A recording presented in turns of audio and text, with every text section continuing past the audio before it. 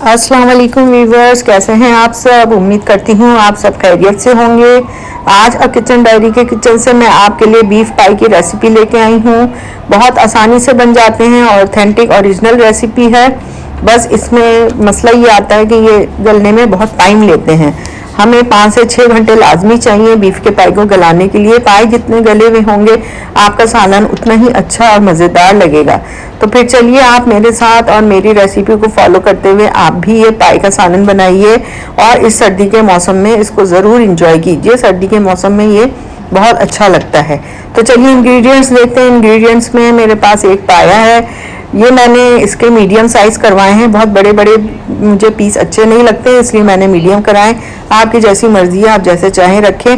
इसके बाद इसको धोने का प्रोसेस आता है। धोने के लिए मैंने इसके ऊपर आटा लगा के 10 से 15 मिनट रख दिया था। उसके बाद हाथों से मसल कर खुले पानी से अच्छी तरह से रगड़ रगड़ के इसको साफ़ करा है, ताकि इसमें अगर कोई छोटे मोटे बाल लगे हुए हो तो वो सब निकल जाए। आप देख रहे हैं कितनी अच्छी शक्ल के धुल के निकले हैं ये। उसके बाद मैंने इसको एक खुले पैन में रख दिया है और इसमें मैं 1.5 से 2 जग के करीब मैंने इसमें पानी ऐड करा है। पानी इसमें खुला रखना चाहिए क्योंकि ये 5 से 6 घंटे पकेंगे, उसके लिए भी इसको पानी चाहिए। और फिर एंड में इसमें इतना पानी बचना चाहिए कि जिसका स्टॉक बन सके और हम उसमें अपना मसाला ऐड करके इसको मज़ीद पका सकें। अब आप देख रहे हैं कि ये इसमें एक बॉयल आ चुका है और ऊपर ये झाग से बन रहे हैं। ये इसका मैल कुचैल समझ लें आप, ये होता है। इसको रिमूव कर दें, आप इसको हटा दें। स्कम कहलाता है ये, इसको हटाना इसलिए ज़रूरी है कि फिर इसमें से एक एक्स्ट्रा स्मेल नहीं आती है। अब हम इसमें कुछ अपने इंग्रेडिएंट्स शामिल करेंगे, जिसमें मैंने 2 मीडियम साइज़ की प्याज ली हैं, मोटी मोटी काट के इसमें डाल दें आप। गरम मसाले हैं जिसमें लौंग, छोटी इलायची और दालचीनी ऐड करी है मैंने। क्रश करके मैंने 2 टेबल स्पून लहसुन अदरक डाला है। बस अभी इसमें यही मसाले जाएंगे। थोड़ा सा ये और पकेगा तो फिर मैं इसमें 2 चीज़ें और ऐड करूँगी। आप वो चीज़ें देखने के लिए मेरे साथ मेरे चैनल पर बने रहिए। आप देख रहे हैं कि इसमें उबाल आ रहा है, तो अब मैं इसमें 1 टीस्पून हल्दी का, बल्कि ½ टीस्पून हल्दी का और 1 टेबल स्पून मैंने इसमें लाल मिर्च पाउडर डाला है। इससे इसका कलर बहुत अच्छा हो जाएगा। पाई का ये वाइट से नहीं रहेंगे। इस पर एक बहुत अच्छा सा सालन जैसा कलर आता है, वो कलर इस पर चढ़ जाएगा। हमें ऐसा ही कलर चाहिए, वरना वो वाइट अच्छे नहीं लगते हैं। अब ये देखें पक रहे हैं, 2 घंटे हो गए हैं इसको पकते हुए। मैंने अब इसको निकाल कर चेक करा, मगर ये अभी तो बिल्कुल भी नहीं गले हैं। आप देख रहे हैं इसमें से पानी भी थोड़ा खुश्क हो गया है और पाई जो है वो अभी 40% भी नहीं गले हैं। अब हम इसको ढक के दोबारा से पकने रख देंगे। बस ये हल्की आग पे खुद ब खुद ही पकते रहेंगे। इसको हमें अब कुछ भी नहीं करना है, सिर्फ इसको हल्की आग पे रख के पकाना है ताकि पाई अच्छे से गल जाए। अगर पाई अच्छे गले हुए होंगे जब ही आपको टेस्ट देंगे। अब इसमें इसका दूसरा प्रोसेस है, इसमें हमें मसाला भूनना है, जिसके लिए मैंने 3 मीडियम प्याज ली हैं, उसको स्लाइस कर लिया है। और अब हमने तेल लिया है, मैंने बहुत कम ऑयल यूज़ करती हूँ मैं। इसमें मैंने 1/4 कप ऑयल लिया है। आपको जितना चाहिए वो ले लें, क्योंकि ये ऑलरेडी पाई इतने चिकने होते हैं। जब आप इसको बॉयल करेंगी तो आप देखेंगी कि इसमें से बहुत ऑयल रिलीज़ हुआ है, इसलिए एक्स्ट्रा ऑयल अगर आप डालेंगी तो वो ज़रूरी नहीं है। फिर मैंने इसमें ½ प्याज डाल दी है। ½ प्याज डालने के बाद इसको हम लाइट ब्राउन करेंगे। लाइट ब्राउन करने के बाद हम इस प्याज को इसमें से निकालेंगे और बाकी की जो प्याज है वो हम उसमें मसाले में यूज़ करेंगे। ये देखिए प्याज ब्राउन हो चुकी है। अब मैं इसको इसमें से निकाल लूँगी पतीली में से और इसको मैं अलग एक प्लेट में रखूँगी। फिर हम इसका जो बाकी बची हुई प्याज है वो मैं एक ग्राइंडर जग में डाल के, और साथ में लहसुन अदरक जो मेरे पास क्रश होता है, मैं फ्रेशली प्रिपेयर करती हूँ, ये भी मैंने इसमें डाल दिया ताकि ये इसमें अच्छा बारीक सा पेस्ट बन जाए। ये डाल के मैं और थोड़ा सा पानी डाल के मैं इस प्याज को पीस लूँगी और फिर हम इसको अपने मसाले में ऐड करेंगे। अब पैन में जो मेरे पतीली में जो ऑयल था, उसी ऑयल में मैंने थोड़े से गरम मसाले ऐड करे हैं, जिसमें लौंग है, काली मिर्च है और दालचीनी है, तेज पत्ता है। ये डाल के हल्का सा कड़कड़ाएंगे ताकि इसका अरोमा इसमें ऑयल में आ जाए। हल्का सा कड़कड़ाने के बाद फिर हमने जो अभी पेस्ट बनाया है प्याज का और लहसुन अदरक का, वो इसमें ऐड कर देंगे। ऐड करने के बाद हम इसको अच्छी तरह से मिक्स करेंगे, अच्छी तरह से चला लेंगे और उसके बाद हम इसमें थोड़े मसाले, घर के जो पाउडर मसाले होते हैं वही डालेंगे, जिसमें पिसा धनिया है, पिसी लाल मिर्च है, कश्मीरी मिर्च है, हल्दी है और नमक है। ये सब इसमें ऐड कर देंगे और इसको मिक्स कर देंगे अच्छे से ताकि ये एक जान हो जाए। अब मेरे पास जो ग्राइंडर में पानी वो बचा हुआ था मसाला, उसमें मैंने थोड़ा सा पानी डाल के जग में वो पानी भी हम इसमें ऐड कर देंगे।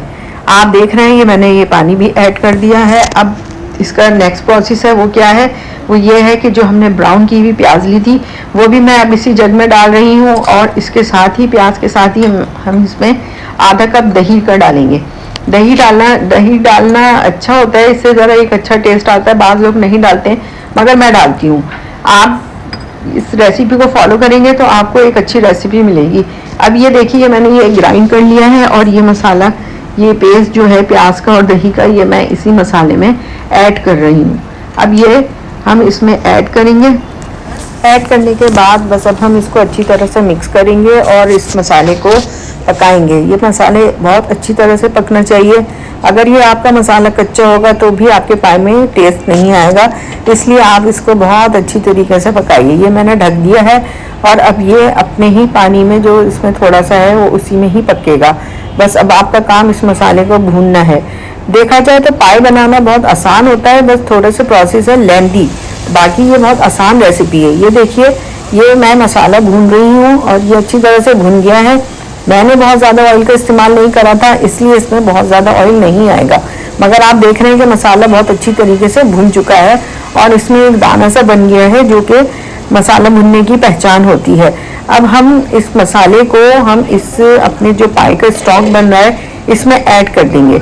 अच्छा, मुझसे ये गलती ये हो गई कि मैंने अभी ये मसाला, ये जो पाए हैं इसको मैंने छाना है, क्योंकि आपने देखा था शुरू में मैंने इसमें साबुत प्याज और लहसुन अदरक वगैरह सब डाला था, तो अगर हम इसको छानेंगे नहीं तो उसमें वो फिर मोटा मोटा वो दिखेगा, वो अच्छा नहीं लगता है। इसलिए मैंने इसको छान लिया था, वो सीन रिकॉर्ड नहीं हुआ। आप इससे पहले इस स्टॉक को छान ज़रूर लीजिएगा और उसके बाद फिर आप इसमें अपना पाए का जो आपने मसाला भुना है वो ऐड कर दें।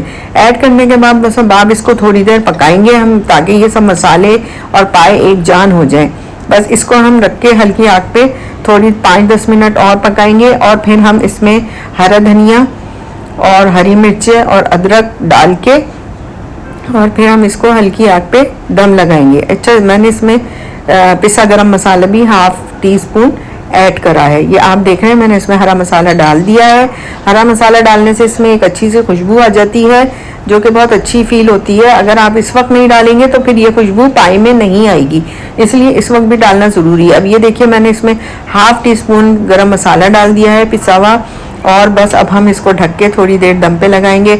ऑयल मैंने बहुत ज़्यादा यूज़ नहीं करा है, अब जो इसका अपना ऑयल है वो खुद ही इसके ऊपर आ जाएगा। 5-10 मिनट दम लगाएंगे तो वो ऑयल जो है वो ऊपर सतह पे आ जाएगा। अब आप देखिए कितने अच्छी तरह से इसमें ऑयल भी देखिए आ चुका है, मगर बहुत ऑयल नहीं होगा इस पाए में। अगर आपको बहुत ऑयल पसंद नहीं है तो फिर आप मेरी ये रेसिपी ज़रूर फॉलो करें। देखिए कितने अच्छे रंग के बहुत अच्छी तरह से पाए पक चुके हैं, बहुत अच्छी तरीके से गले हैं। अगर आप मेरी इस रेसिपी को फॉलो करके बनाते हैं तो आपकी रेसिपी भी इंशाल्लाह मेरी रेसिपी से भी ज़्यादा अच्छी बनेगी। मुझे यकीन है कि आप मेरी रेसिपी को फॉलो करेंगे, और अगर आपको मेरी रेसिपी पसंद आई है तो आप प्लीज़ मेरी रेसिपी को लाइक करें, मेरे चैनल को सब्सक्राइब करिए, और जो साथ में बेल आइकन दिया होता है उसको भी आप दबा दें ताकि आपको मेरी रेसिपी हर वक्त आसानी से देखने में मिले। ठीक है, अब आप से इजाज़त चाहूँगी, दुआ में याद रखिएगा। अगली दफ़ा फिर एक और अच्छी सी रेसिपी के साथ हाजिर होंगी। जब तक के लिए इजाज़त दीजिए, अपना ख्याल रखिएगा। अल्लाह हाफ़िज़।